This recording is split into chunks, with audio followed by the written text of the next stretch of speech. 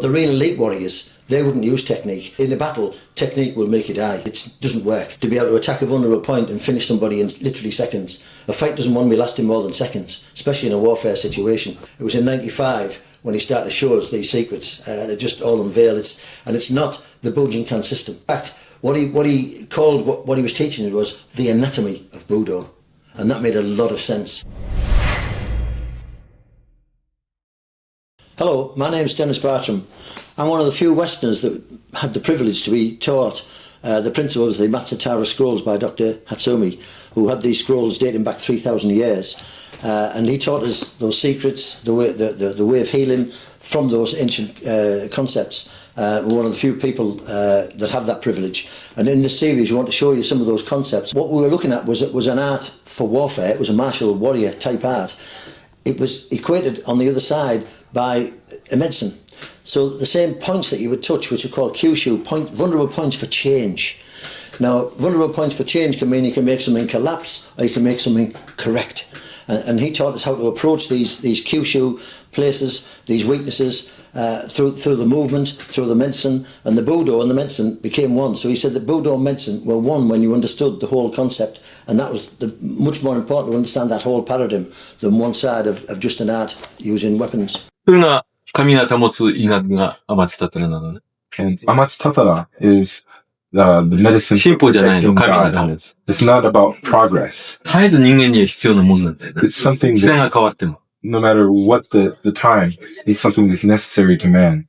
Yeah, traditionally in the East, both in China and Japan, India, other countries like that, all healing systems were also linked to martial arts. So martial arts masters were also masters of the medicine, because they understood the energy flows of the body, what we call the Kyushu, the vulnerable points which you can revive.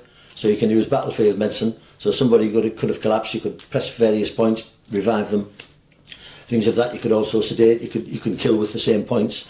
So the same points which are called Kyushu, which are they're the vulnerable parts in the body where they can either be attacked or healed from.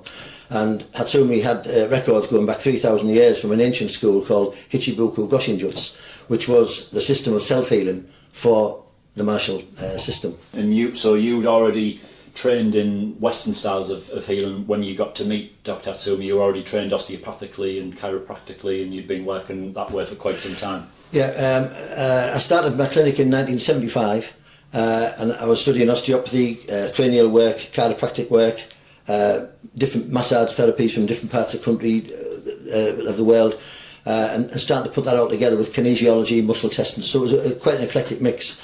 And I was also doing karate from the age of 20 till the age of 35. And when I was osteopathically trained, the style of manipulation suited the sort of snap technique of karate.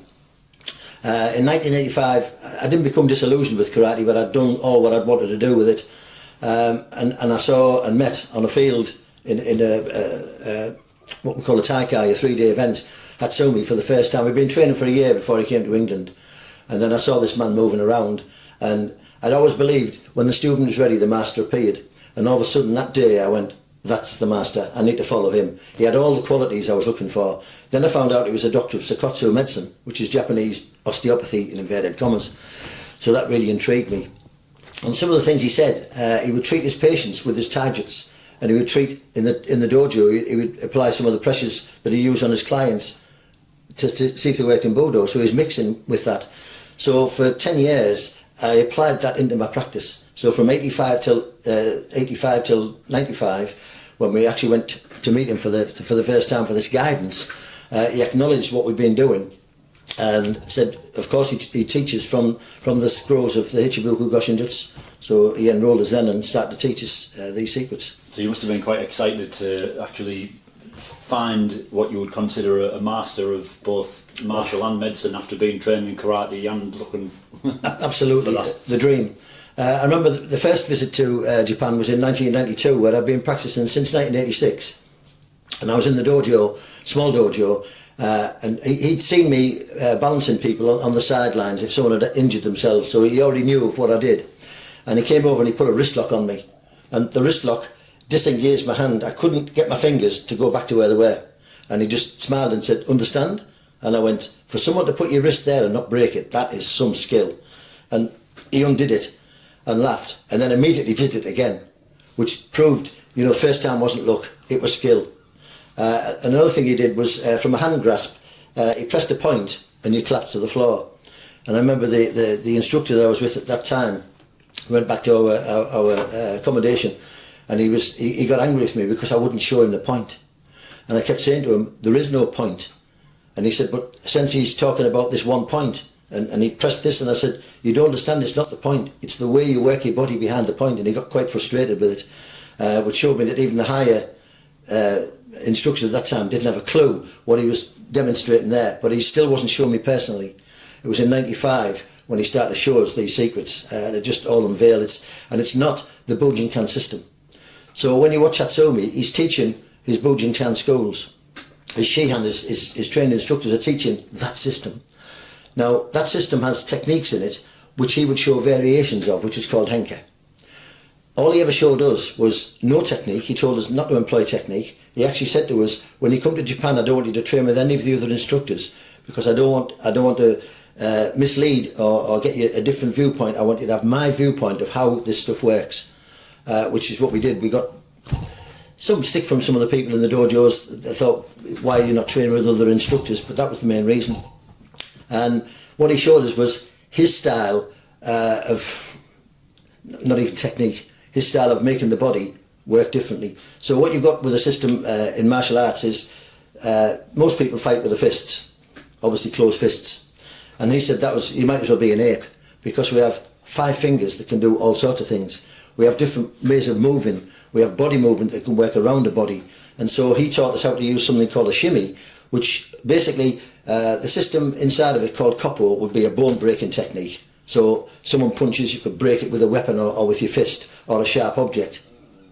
He could cross what we call the interface of the skin and influence a person's nervous system and make them collapse into defeat with no pressure. And that was a high level skill. And he said he tried to teach the Seahans, his teachers before, and they weren't interested. And he was pleased that he could pass this on to us. But it also was the opposite side of the healing, because we were using the same points in the same way to revive the energy flows, the same way like an acupuncturist would, or with manipulation or soft tissue work on fascia would have these similar effects. But his had a much more deep and much more remote effect, and I could identify with that. I knew I was in the realms of a master. Yeah, when he chose us, the 3 of us went to Japan with the research that I'd said I'd been personally doing for 10 years, adding that skill into my body work and wanted guidance.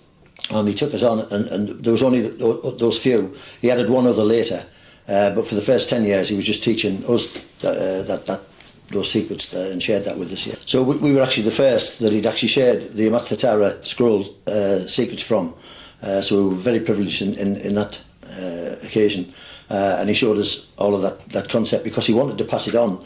And where he tried, even with some of his instructors, they were more interested in the heritage and the techniques, whereas because I'd showed this interest in that research, we were privileged, and I think he was pleased that he could actually pass it on as a heritage. Well, yeah. So that was really understanding, with your understanding already of the anatomy of the body, that helped with what he was showing you in terms of the nerves and the pressure points and all that side of it. But that way of moving is something that's not necessarily, not only in other martial arts, but not actually in the Bujinkan system. It was something that he... That's right. It was very different to that, and it doesn't involve technique at all. And most people, we can talk later about left brain and right brain, and also the Japanese brain. The Japanese brain and the Japanese language is all mixed up of pictograms and pictures, pretty much like our right brain is, but theirs is on the left hemisphere. They're totally switched, but they will smell wind. They'll feel, they're more in touch with nature. So sense and feelings were a very big part of where they came from. And so when you look at the way of learning, most people learn techniques so they can learn form. But if you go way back in the samurai tradition, children of a very small age would start to train with bokkens, wooden swords and this sort of thing. They'd learn these techniques because their lives depended on it. Some of them would be going to war at 14. So if you needed a big army, what you needed was people with skills using weapons en route. And so technique had to come about then. But the real elite warriors, they wouldn't use technique, because in a battle, technique will make you die. It doesn't work.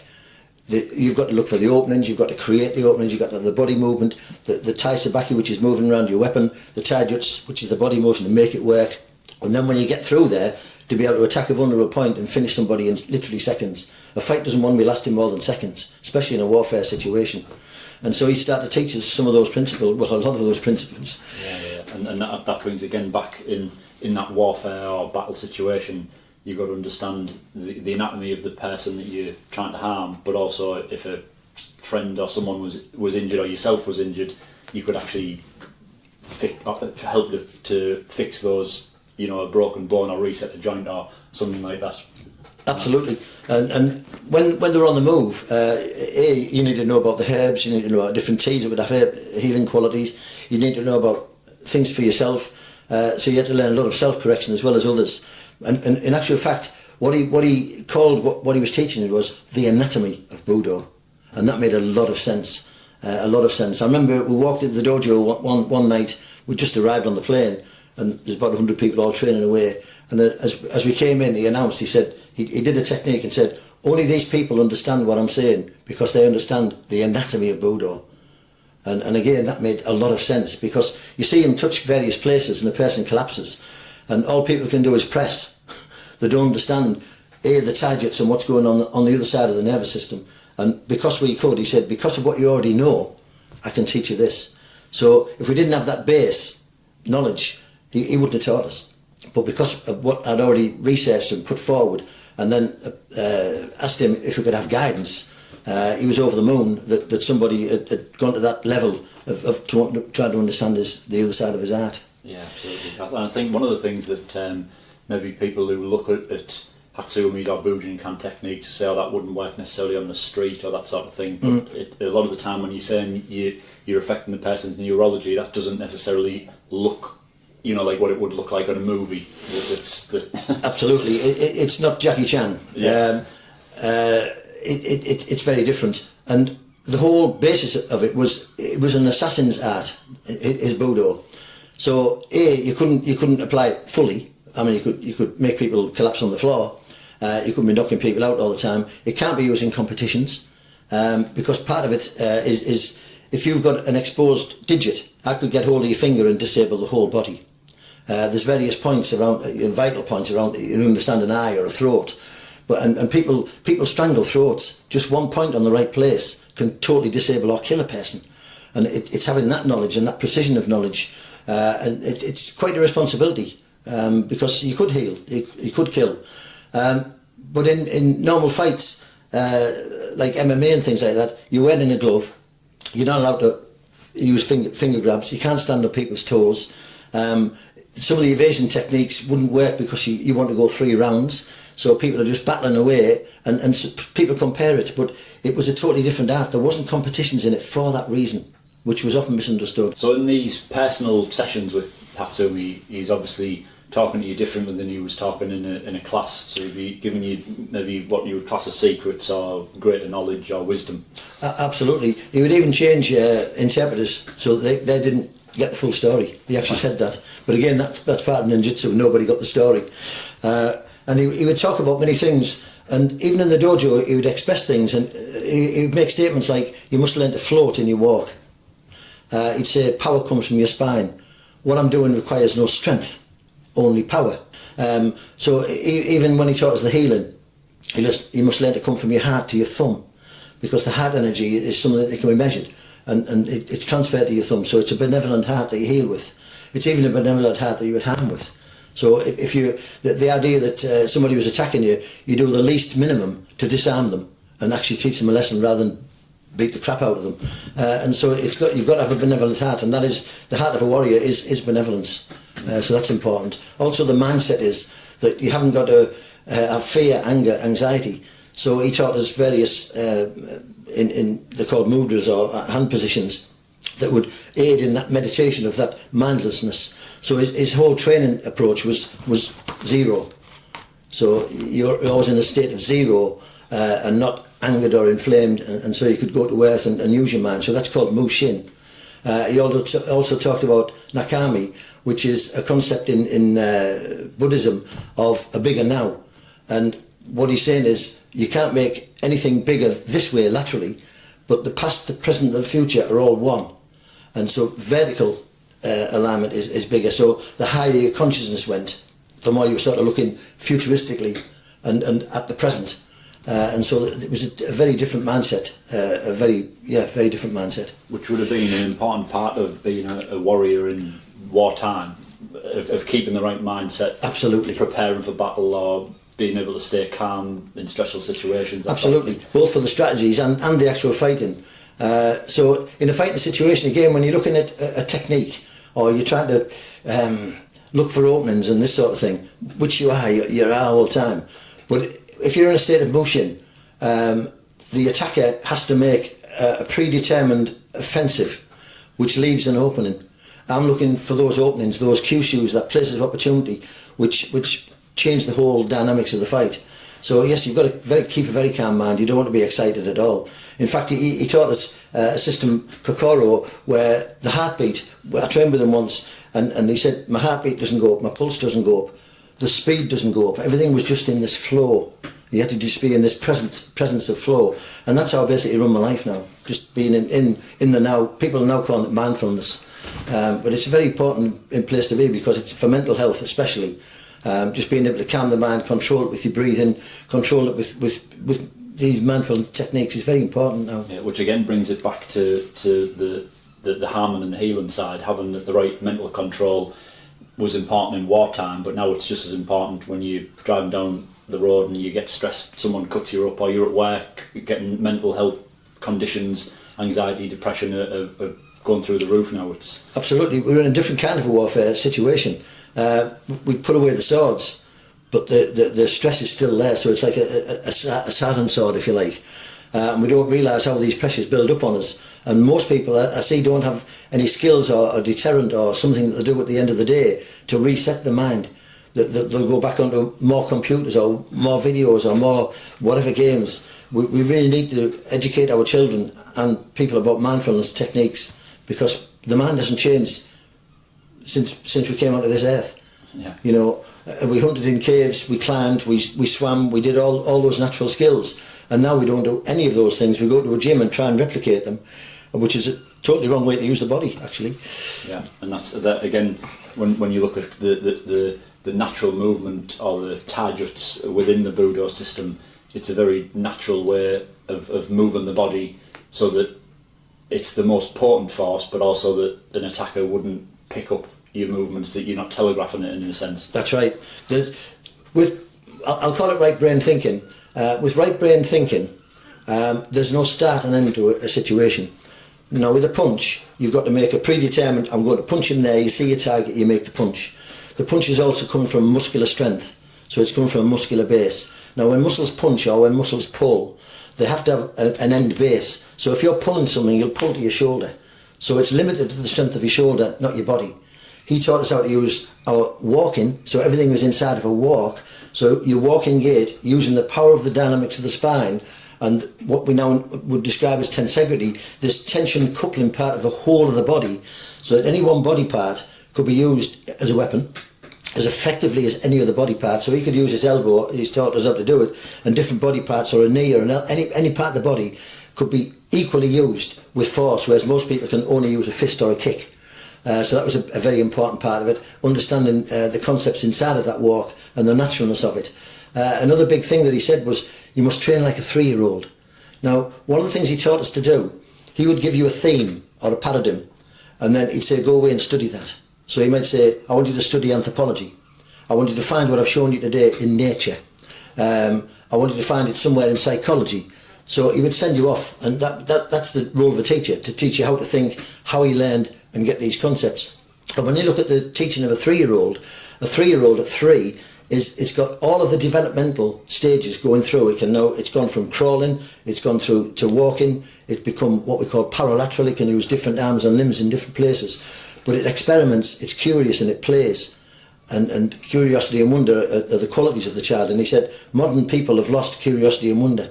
So when you train like a child, you're working with what you call a mass neural reflex. So a baby works from reflexes. So if you've got a reflex that makes you crawl, or a reflex that makes you reach for something, and then you wanted to put a weapon into it, or a tool, or a skill, might be a piece of chalk to teach the child to draw, it's simply an extension of a reflex movement. And by the time we get to about the age of 7, we've de-schooled most of those reflexes out. We use linear types of exercise, and all gyms do that, so we're working with isolated muscles. Nobody works with a whole body concept anymore. And in the ancient times, men would use like a sigh.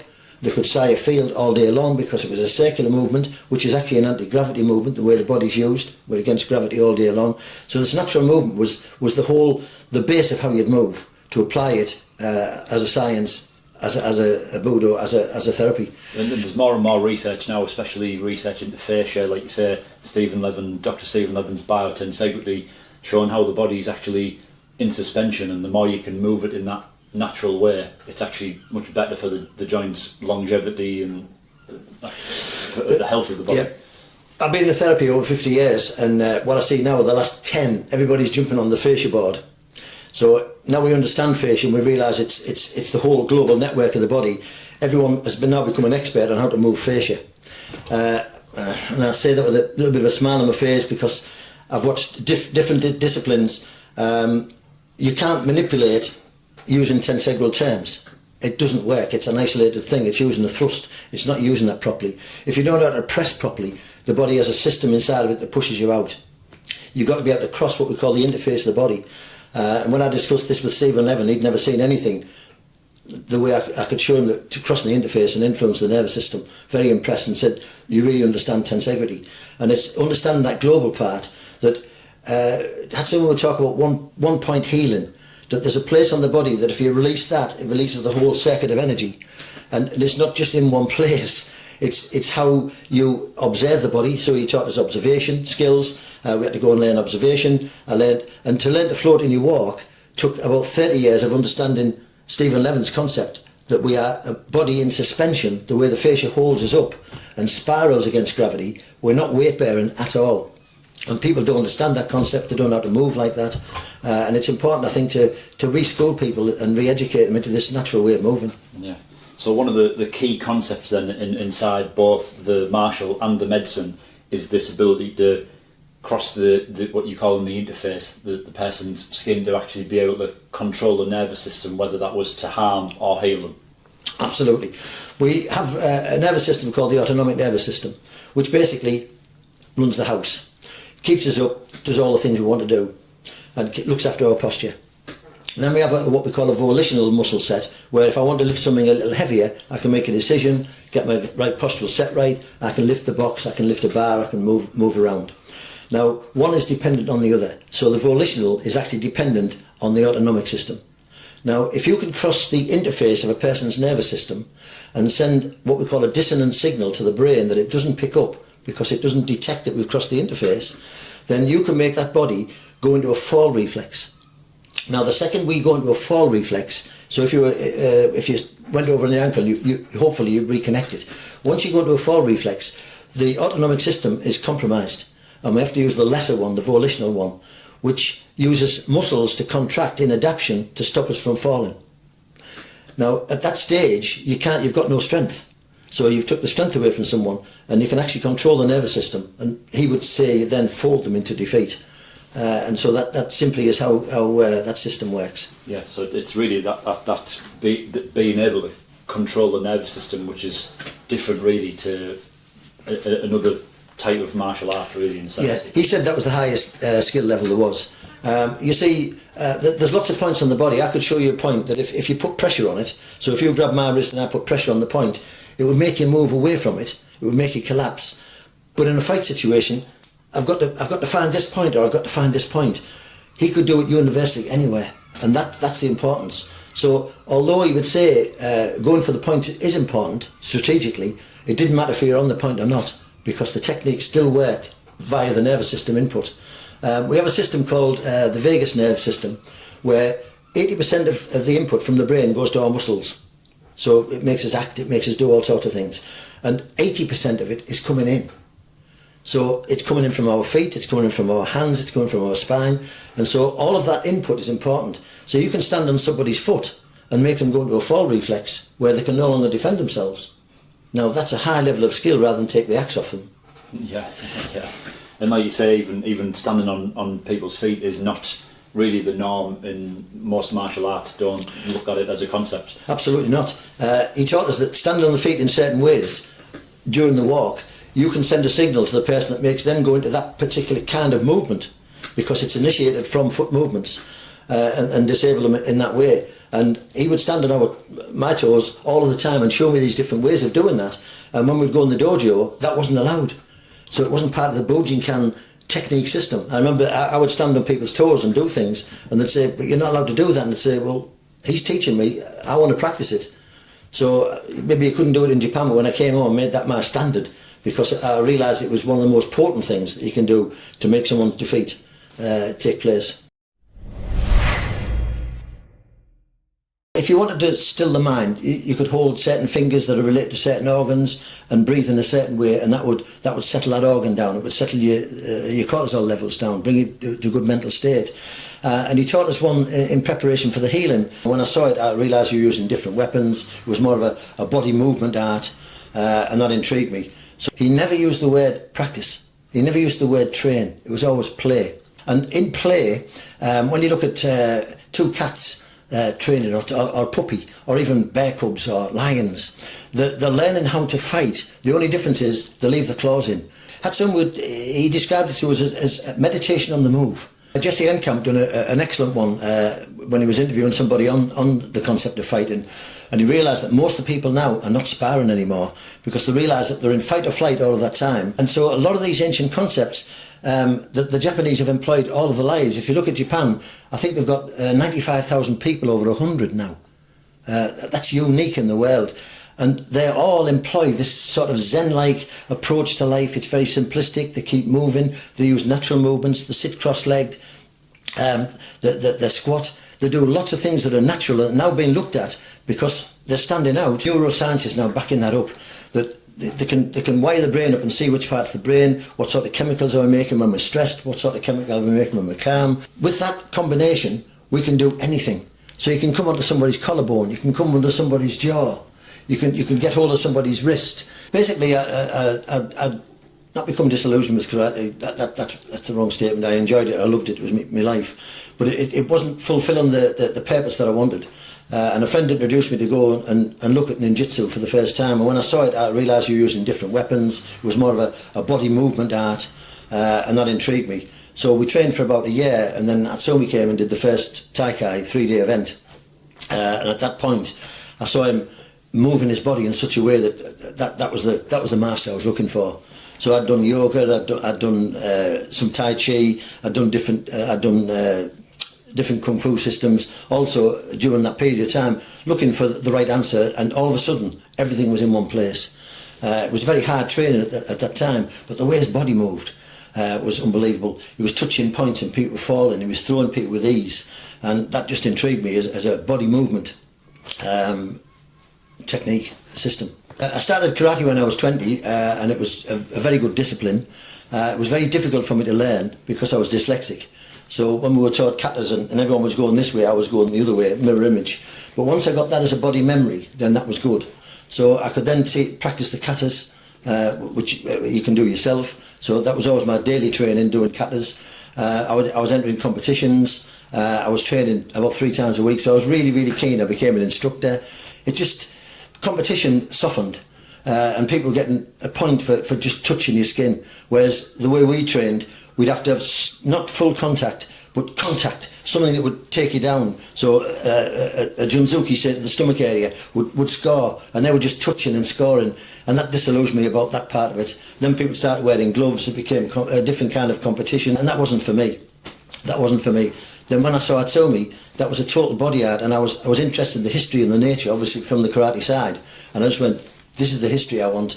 I want to be able to use weapons. I want to be able to use my body like that. And of course the added incentive was that he was a body practitioner, Sakotsu practitioner in Japan, and I just realised that we had similar traits, and I thought that's a system to follow. So who did you do the initial training with? You said you trained for a year before you met Hatsumi. What was that initial year Right. like? An Irishman called Brian McCarthy came over to England, and he used to do weekend seminars, and we did those on a regular basis in preparation for Hatsumi coming. And the training then was really hard. It was hard. We used sticks. If you got a kick to the chest, it was designed to knock you down. It was hard training. It was very hard training. But I loved that. So I was 35. I'd found my dream, but it was a hard sort of training. So then when we saw Hatsumi, he would come once a year to different places and do taikais. So it might be Paris, then it might be Amsterdam, might be somewhere else. So we'd go to the taikais, sometimes 2 in a year. And then in 1992, I got the chance to go to Japan. And once you stand in the dojo in a small room with him, you realise what it's all about, because it's just so different. In the small groups that we were in, especially when we went in 95, he was teaching us things that he said, I can't impart to other people because these are dangerous techniques. I need to be able to trust you.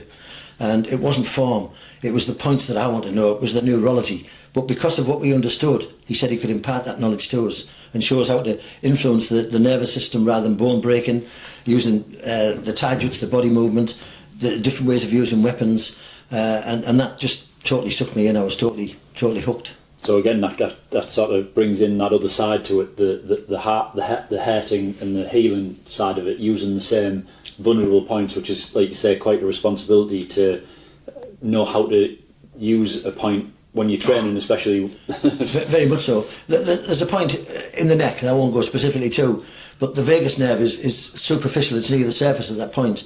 If you struck it hard, it could kill someone. It could kill someone. So if you strangle someone hard, you could actually damage it. There's various points that really would cause people a lot of harm, but the chance of being on it specifically is actually it's very difficult. So when, in the old days, we'd have charts with vulnerable striking points when we were into karate, but you've got somebody on the move and it was virtually impossible. If I stuck a sticker on there and said, okay, play tiggy with me, I could stop you getting there all day. So knowing these points wasn't enough. You had to be able to across the interface, across the space between you and the opponent, to put them in such a way that those points became vulnerable. Then once you reached them, that's where the body art came in, and that's what Hatsumi had. And I didn't see anybody else do it in the way that he did it. It was unique in the way he did it, and the way he taught us was unique. And it wasn't part of the Bujinkan system. And what I'm not doing here is trying to say anything about the Bujinkan system. It's historical, it's got its heritage, it's perfect. I'm a Bujinkan through and through, but Hatsumi showed us stuff that he was doing that was different. It wasn't technique, it was a different feeling. And he tried to teach his Shihans, his top instructors before, but they were more interested in the heritage and things. So he welcomed the fact that we'd done our research and we were eager, and I think he was happy to be able to pass this piece of information as a heritage on to us. One of the biggest things that I would say about the way he trained was the flow. There was no 1-2 techniques, which suited me perfectly. So in karate, you've got lots of key-ons where the person's going to punch, you respond. So it's still a punch-block situation, then a counter-attack. And so there's still sequences that the left brain loves. You can be very fast with that. It's reflex, but it's not. It's got to be done as a technique. So if that technique missed, if a punch missed, or this part of the counter-attack had to happen, your body was trained to do that instead of something spontaneous. What I noticed with Hatsumi is one of the statements he made was that everything was in your walk, and in one of the sessions we'll actually study the whole of the spinal dynamics, what we're talking about with this walk. So in Japan, walks are called aruki. So we think of walk as just going forward like a pedestrian walk, but it's in all directions. And also diagonal directions, so you should be able to escape or hit or strike in any of these directions, so it's in your walk. So he could close in on a person with a technique that became another technique. So most people would punch, the fist might retract. He might punch a place, turn it into a store, turn into a point and collapse you down. And that was unique. People weren't adding things on. Now the right brain needs to do that because it hasn't got a start, it hasn't got a finish. So there is no technique in there, there's just a flow, and the technique becomes the collection of your vectored forces for one moment in time and then becomes something else. It doesn't have to retract and start again. And as you're walking, you're moving, your centre of axis of any object is the place where it's balanced. So in a ball, obviously, would be in the centre. And as the ball rolls, the centre of axis would move with the centre of gravity and never lose its place. If you do a long punch or a long kick, if it's slightly blocked or something like that, you can be off balance for a second, which is one of the things I'm looking for. I'm looking for that place. So if I can misdirect your punch, then you've left me an opening. I can then move in on that. Now, Hatsumi would show some of the form steps, but the way he taught us to move was very short steps. So he might take 2 or 3, 4 steps to get to you, but it was really fast. And you didn't see him coming. Like we talked about the dragonfly the other day, you didn't see it. The brain didn't interpret that this was coming closer. So you're misdirecting and you're also motion camouflaging. And there was lots of concepts. You've got to understand how the eye's binocular focus to be able to misdirect something the way a magician does. So lots of things were different in that flow. And that's one of the biggest concepts, really. Yeah, brilliant. I know we've got some footage of some old training when you trained with Dave, who studied traditional karate styles for over 35 years, and some of the concept of not blocking a kick necessarily, being in a different place, moving in when you might think it's not safe to move in, but that's maybe the only option you've got with the... Yeah, that day's training was unique. I mean, he came to our classes and then we did that little piece of footage, and his kicks were fast. Blink of an eye and he's got your head. And he couldn't believe that when he fired a punch off, that I could actually move in, not block the punch, not be in a place where it was going to be effective, took his balance. That was the biggest thing. He says it on there, that I blocked his counter-attack punch, so misdirected the kick, stopped him from using the Gaikazuki counter-punch, but the biggest thing he realised, I totally took his balance. That was unique to him. And then you'll see it, you just make it collapse. Because you've already got the person in balance, they're using the volitional muscular system to keep them up, but it's fighting to keep you up when you've lost your balance.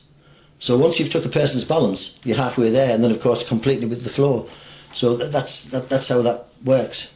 Yeah. So in the Budo training, when you're talking about this left brain, right brain, what's the best way to actually start to train this non-technique flow type style?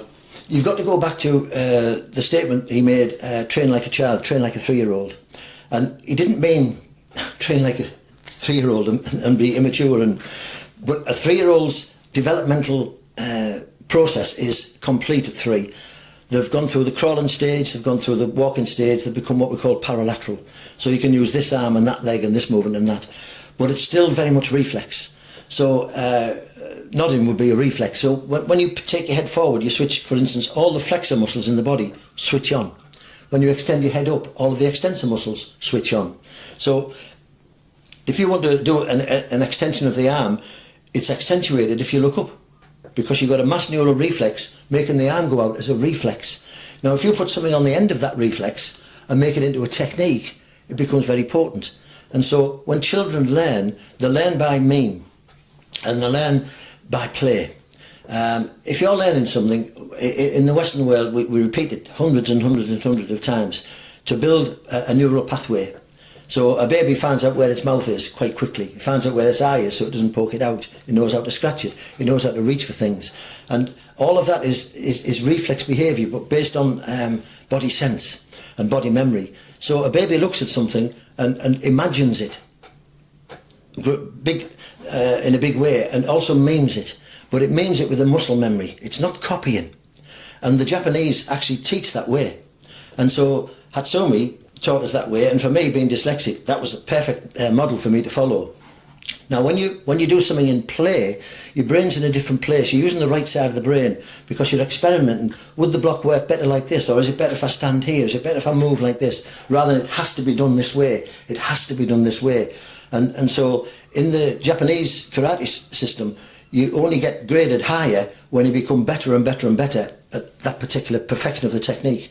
Well, he was saying no technique. So he was encouraging after 5th grade to not have technique, and encouraged to do that. Now, when you're playing with something, you're working with a wrist lock and you think, well, if I move around there, it's more effective. If I do this, that's more effective. So you start to play with a technique, and it takes about 40 repetitions, if you could call them repetition, 40 attempts or 40 plays to make that into a neuro-wired system. So it then becomes body knowledge. whereas repetition takes 400 times and still is left in the left brain domain, has to be executed as a technique, not as there's an opportunity, it looks like this. So an opening could look like many things, and if you had a technique, you could only do the technique to it. When you're working with the right brain, you can see that you could use a finger under somebody's arm, you could bring your hand across here. Somebody could be, say, going for your throat, and the right brain says, well, I can poke your eyes out. The left brain tries to take the hands off there, and that's the difference in the concept of thinking, right brain, left brain. So one of the statements that Hatsumi would always say when we were in the dojo, he would demonstrate something, then he would demonstrate it a few different ways, which was a henka. So he took the technique and then broke it down, and it could be done this way, it could be done that way, it could be done the other way. And the whole idea was, it wasn't to do it 3 different ways. There was 3 options, which could become 9 options, which could become many, many options. And in play, when you look at 2 cats training, or puppy, or even bear cubs or lions, they're learning how to fight. The only difference is they leave the claws in, but they're learning where the openings are, they're learning how to go for the jugular vein, they're learning how to jump onto an animal's back. And so that is all play. And that's something we'd actually say after when he'd give the instruction to practice, was understand what I've just done, good, play. He never used the word practice. He never used the word train. It was always play. Now, what's been shown with research is that when we're training hard, we're increasing our cortisol levels. We're basically in fight or flight because we don't want to be hit, we're trying to kill, we're trying to be a predator. And animals aren't like that. You know, they can be laid like this and they see an antelope go by and all of a sudden they catch it. And when you look at an animal, when you look at a cheetah chasing a deer, the deer will zigzag because that's a normal evasive tactic. It can be running up to 60 miles an hour. A cheetah can reach 65 miles an hour. Its feet are off the ground most of the time. At 65 miles an hour, it could get kicked in the face, it could break its jaw. It's got to take one of its paws, trip the animal up. The animal then goes into a start of a fall. The next thing it does is claws its lower back, which is a system called the cloacal system, which, when it's clawed, makes the animal move in a particular predictable way, which you can also use in healing. The animal then turns. The cheetah would then grab it by the jugular vein, but didn't dare draw blood, because the wolves and the jackals and things would take it off it. And so after a 20-second run to catch its prey, it needs 20 minutes to revive itself, and then it can start to eat it. Now, all of that's in play. Now, when we're learning in play, when we're not in play and we're in technique mode and fight mode, we're producing cortisol, which is a fight or flight chemical. And the opposite of that is dopamine. Now, when you're playing with something, you're just playing, it's soft, the brain is making new neuropaths. Neuroscience now, it really understands how we learn and how we make neuropaths. So pathways of learning, and they need to become automatum to the child, and then obviously to the adult. And what I was saying, by the age of 7, that's almost de-schooled. So most of the concepts we've learned as a reflex as a baby up till the age of 7 should now transfer to the gestalt brain of the right brain. But the way we school our children, it doesn't. So we're conditioned to try hard, to train hard, to push hard, and that's not good for mental health, it's not good for our bodies, it's not good for aging, and the opposite is. So the longer you play, you're going to play forever. You know, people play and they don't get old. And so that's an important part of the concept of playing. Jesse Enkamp done an excellent one when he was interviewing somebody on the concept of fighting, and he realised that most of the people now are not sparring anymore because they realise that they're in fight or flight all of that time.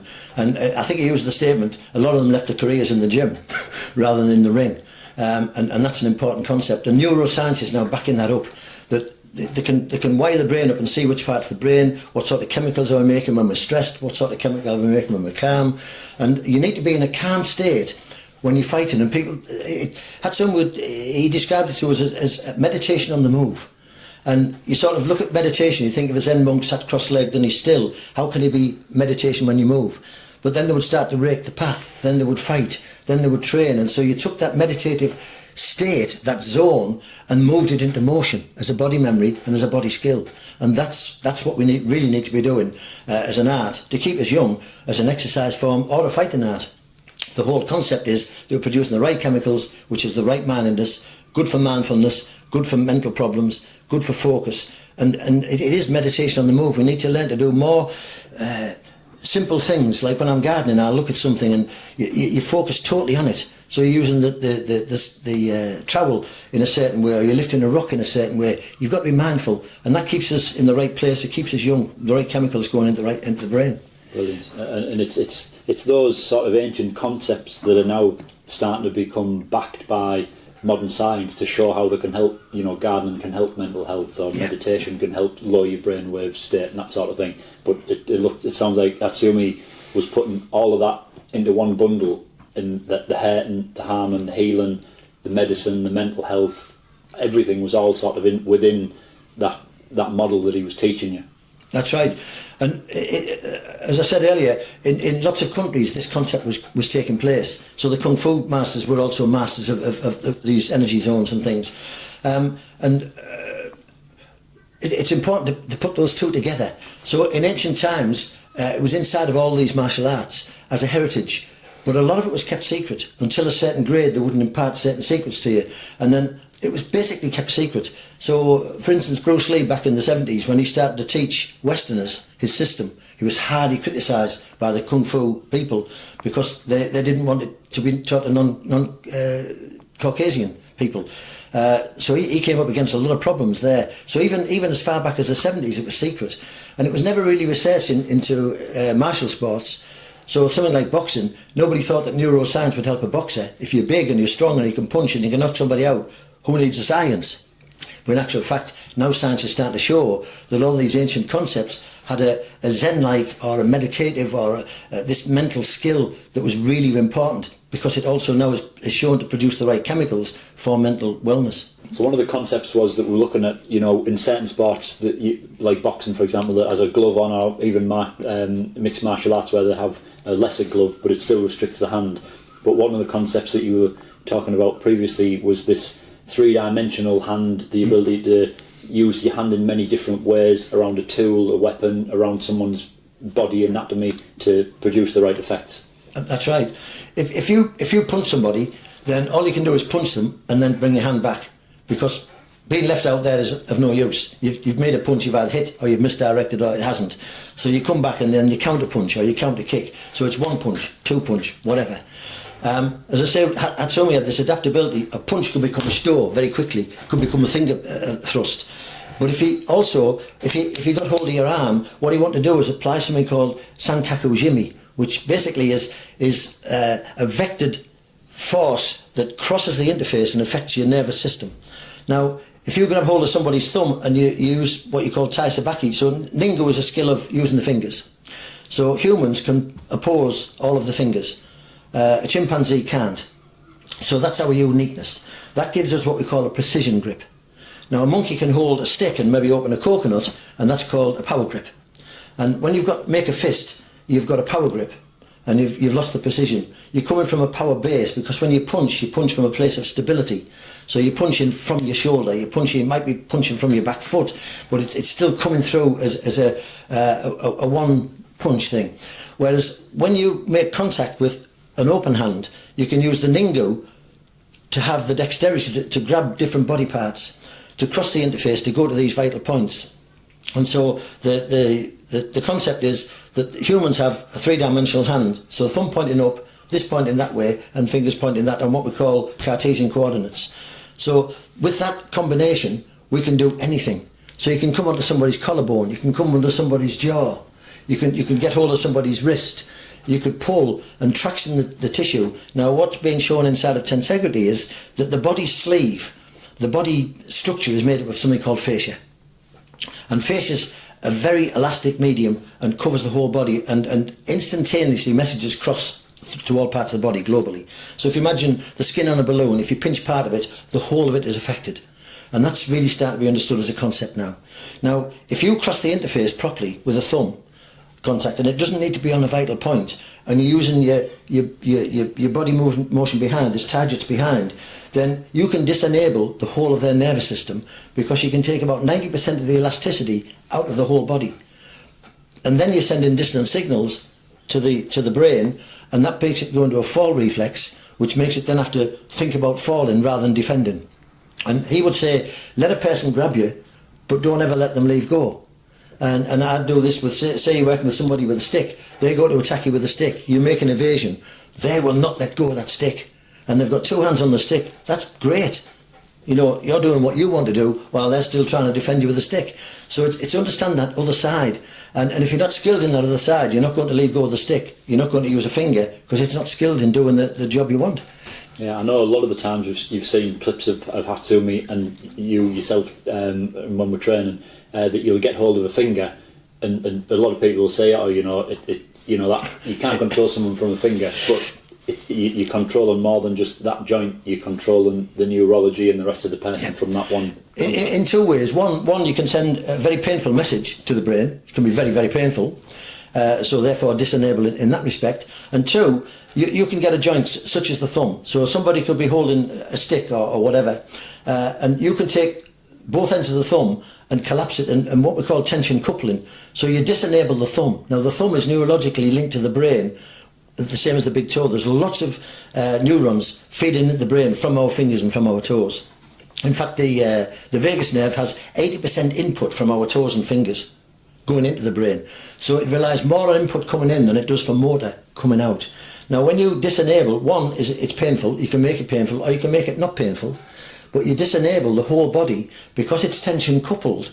You can actually get hold of somebody's thumb and direct that energy vectoring all the way down to their foot to keep them stable. So a person that wants to say bounce around and stop them moving, you can disenable them in this way. And so you're controlling the nervous system, the facial system, the whole energy system is disenabled with this approach of Ningo and dexterity.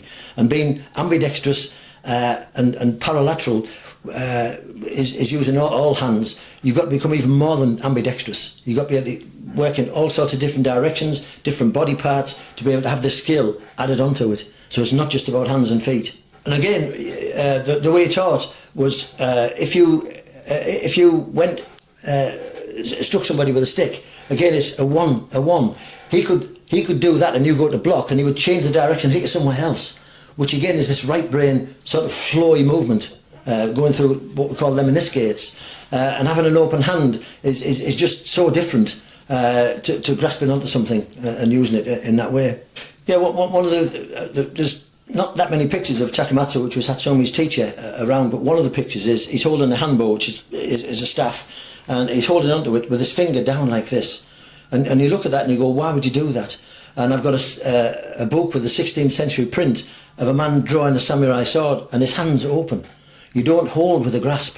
And once you grasp something, it limits the amount of movement and directional forces that you can take that through. Where when it's free, you've got this dexterity, this ningo, that you can change the direction of the weapon by revolving it around your hand or your body and bring it, you can take a sword around here and give it to the other hand. And when it got to this hand, it was just as effective as this hand. You could do that with a 6-foot staff by bringing it around. So understanding this spatial awareness, this dexterity, this paralateral skill, and this right brain, no start, no finish concept is the whole paradigm, really. And I know when you're teaching people that you put that into scientific terms in a sense to make it easy for people to understand is short arc and long arc. Long arc, yes, yeah. If you pull something or you lift a heavy object, then you've got to pull against something. So people pull to the shoulders. Now it doesn't have to be a heavy weight. That could be a mouse. That could be a steering wheel. That could be a tool, rather than just being a weapon that you train in the gym with. And so that's what we call that short arc. So eventually these muscles in the upper chest tighten up. That can affect neck pain, it can affect shoulder pain, it gives you repeated strains in the forearm because they're not being refreshed properly. Now when you work with the whole body, then your toe movements and your spinal movements are as important as the thing that you're holding. So when you're pulling something, you're pulling with what we call a long arc, which is, it's helicular. So it's got a torsion to it that comes right from the toe, right through the spinal dynamics, and is transferred to the fingers, so that when you outreach your fingers, they're as potent as if they were close to. Whereas most people, the hand way out here has no power because it can't rely on this power base, so it's pulling to here. Whereas when you're using the Sankaku Jimmy approach or the three-dimensional Ningo, then you're as powerful out here as the body. So it's that we call that long arc. And that's really the big difference between the way he showed. Techniques are short arc and his movements were long arc. And that's the way you can put them inside of a walk and make the dynamics of the spine, which I'll explain later in great depth, is unique. And he had this knowledge, and it took me many years of studying chiropractic concepts and anatomical concepts to understand how the dynamics actually fed to all of our limbs, and that was important. So one of the other concepts that I was learning alongside, because I was quite eclectic in all the things I was putting into this bundle, was something called neuro-linguistic programming, which was pioneered primarily by Richard Bandler and John Grinder. But Richard Bandler had his own flavour and style on it, and that's how I trained under. And he would show you something called modelling. So if he wanted someone to improve the basketball skills or the dart throwing skills or the snooker skills, he would actually go inside the person's head and ask them how they do this, and then he would model it, and then he could either show that to somebody else so it would be reproducible or improve their model. Now, visualization plays a big part in any learning skill, and most people don't realise that they actually see pictures because they're out of awareness, but they are there. You need to look at those pictures, and if it's the wrong picture or you're producing too much cortisol, then it interrupts your flow. So you can be the best snooker player in the world, but if you're stressed out, that can make you have a bad day. So you've got to wind all that stuff back, and so modelling was a big part of NLP. So when I was looking at Hatsumi's movements, I would look at him and go, right, it looks like that, how does it feel? So I would come back and practice, and some of the concepts, you'd see him do something quite simple, and the person would collapse. And we'd come back to the dojo, and it would take many sessions, sometimes months, and all of a sudden, the concept would work, it would start to work, because I would pursue the modelling and the miming, rather than trying to find a technique that answered it. I was never satisfied with a technique that did it, because when I saw it, it was like, that looked easy, it looked like he used his whole body, he's not doing this, he's not doing that, and then he put all that into the meme model, and NLP helped me to structure that and then be able to teach it back to other people in a simpler way. So in a sense, you were sort of looking at his skill and trying to copy the movements that he was making, in a sense, to get the same effect. That's right. At the end. Yeah. So again, when you're playing with something, so say it was a stick movement and it had to do this, it had to do this, it had to do this. Repetition builds a neural pathway. And then it becomes a technique, but then the body dramatizes that skill. It doesn't get any better than that technique. You can just make it more and more perfect, but it doesn't extrapolate, it doesn't expand on it. Now, when you're playing with something, it could be like this, but it could be like this, it could be like this, it could be like that. So there's many variations going into that meme model. And so the meme model was never set. So the brain doesn't dramatize it, it's constantly laying down new proliferation of what we call neural pathways. So it had many options all of the time. And that's really important for mental wellness as well. Anxiety, for instance, the frontal cortex of the brain, when we become stressed, gets too much cortisol in. And the limbic brain, the amygdala, takes over and we go into fight or flight. We become very irrational then, we're not using logic. Now, once you know how to bring that energy back to the frontal neocortex, you change the way you're thinking. So that's really useful in mental wellness, well-being. And so a lot of these ancient concepts that the Japanese have employed all of their lives. If you look at Japan, I think they've got 95,000 people over 100 now. That's unique in the world. And they all employ this sort of Zen-like approach to life. It's very simplistic. They keep moving. They use natural movements. They sit cross-legged. They squat. They do lots of things that are natural and now being looked at because they're standing out with a longevity program. The concept he taught us was, he called it kanji, which is basically a body-mind set. So if you wanted to still the mind, you could hold certain fingers that are related to certain organs and breathe in a certain way, and that would settle that organ down. It would settle your cortisol levels down, bring you to a good mental state. And he taught us one in preparation for the healing, but also when he was training, it's called lume, that's how it's pronounced. And the way that configured it was a continuum.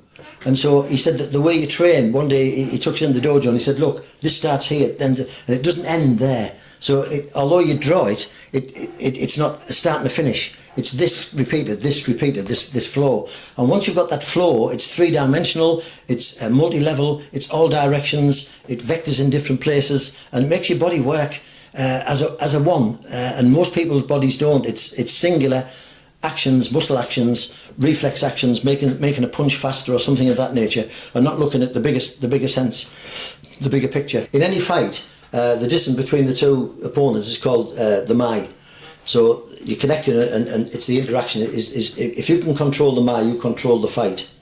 And there's lots of mind control techniques which were called samonjuts in the Budo art, where even the eyes, because they're binocular, have to focus in a certain way. So when you make a decision to make a technique, it might be a thrust with an axe or a sword, then you think I'm there, you're coming towards me, and in between is the fulcrum of those vectors that the brain interprets as sight. And you can actually misdirect a person's throw. And when I do it to people, the punch ends up here or the axe ends up here, and they don't know how it's happened, but on a camera it just looks like they've done it for you. But the misdirection is a very big part of it. So that's a big part of controlling the move, controlling the mind in the right way, controlling your breathing, controlling your techniques, being able to move in all directions. So because I was dyslexic and I had a real difficulty when I was learning karate, in learning the forms, because directionally I couldn't get them. Once I got the body memory feel, then I was fine with them. When I went into the Budo side of it, there were forms, but I didn't want to learn them. And he gave me permission not to. I asked him, I said, I don't learn forms. He said, actually, I don't want you to learn form. So at a certain level, the fifth dan level, you move beyond form. But I moved away from form for a long time, because if you're punching me and it's a three section attack, so I have to block this punch, then block this kick, then get hold of your wrist and put you down, then I couldn't follow the sequence of that very well. So I'd learned that when you punch, the first punch, I took your balance. And so the second part of the technique, I didn't want to learn it. And so you've got to learn all these different concepts. Once I grab your tissue and you can be punching at speed, people say, well, if I punch really fast and pull it back, you can't get me. And I go, try me. You don't know what I can do. And once I touch you and you start to fall down, you realise once I've got your balance, you can't get it back. So he would say something like, let the person grab you and then don't ever let go. And you go, what does that mean? Well, when a person grabs you, they hold on tight because they think they've got you. And they're actually using their two arms, and you can poke their eyes out, take the feet from them, you can do a whole host of things. So it was a totally different kind of an attitude that required no form, a different approach. It doesn't fit into a form system. It doesn't fit into a form system. And I think that's one of the reasons he showed us, especially me, because I'm dyslexic, I just took to it. It's like, I can do this.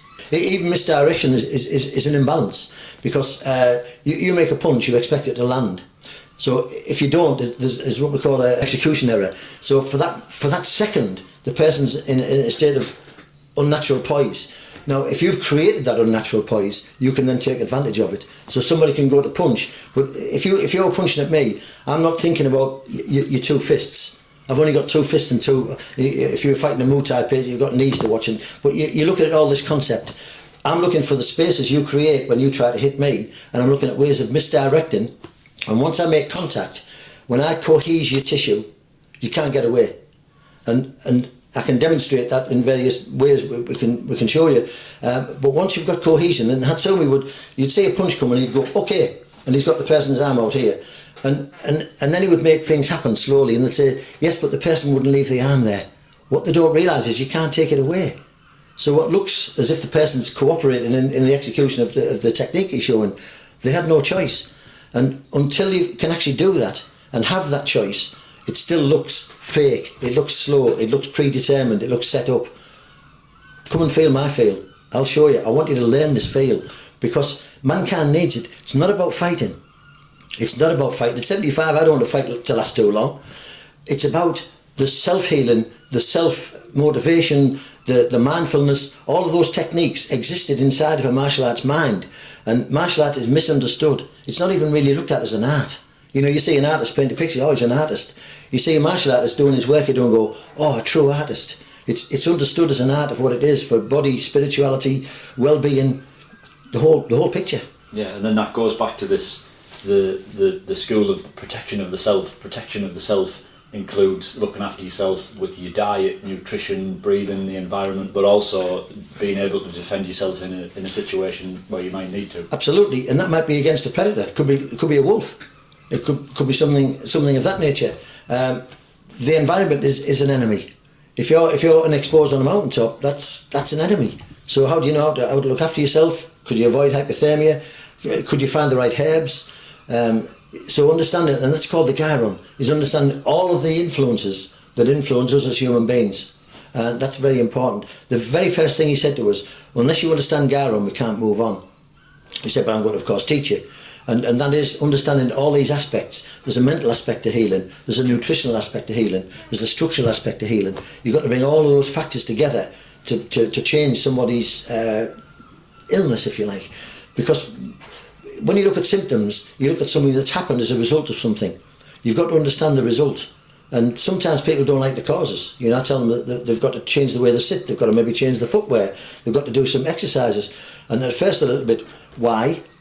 Because they think, well, can't you just give me a pill? And say, I can give you a pill, but I don't want you to. I don't want to do that. I want to teach you to empower yourself with these skills. And so that's part of this gyron, part of this understanding your environment, which was the basic skill. One of the things he said to us, he said, you must go and find these skills in nature and learn to move naturally, which prompted me to go to our area was the Lake District, and we'd go to where we'd find waterfalls and woods, and we'd crawl rather than walk. We'd climb trees. We'd go in gushing water to feel its effects. We'd learn many skills, and then I would bring those back to the dojo and interpret them back into the martial system. But I wanted to learn them out in the raw, learning how to move, feeling when you're cold, feeling the grip of climbing up a waterfall and not slipping. The fact that you could, if you needed to still be able to climb a tree is important. So in a sense, going forward from this session, this is just basically an introduction of some of the concepts that you've looked at, a little bit about your history and some of the secrets of Hatsumi. But going forward, we can break down and delve much deeper into each topic, both looking at it from a medicine therapy standpoint and a martial aspect as well. Yeah, and what he said, he wouldn't teach us the medicine unless we continued the Budo, and I fully understood that, because the two were the same, and he wanted to understand that duality. And one of the things I realised way back from 1995 was that some people might not want to come through this system, but should have knowledge of these skills, and that's what I'm doing now. Is with the active balance system, I'm showing you where it would exist in the Budo, but how it exists in the natural course of things, in self-healing and correction. And so I've softened that right down just to give people the principles of the both duality.